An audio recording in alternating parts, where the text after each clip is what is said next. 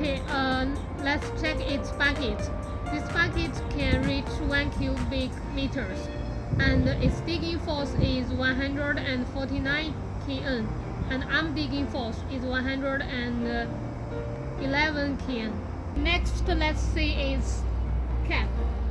You can see that this cap is equipped with air conditioner, and it is equipped with pillar control. And you can also see that there is a camera in the cap. This model XE215C, its engine is Japanese imported. It's ISUZU engine. It's very famous. Because this excavator will be shaped by 40 FR, so its small arm, bucket and counterbalance weight has been disassembled in advance.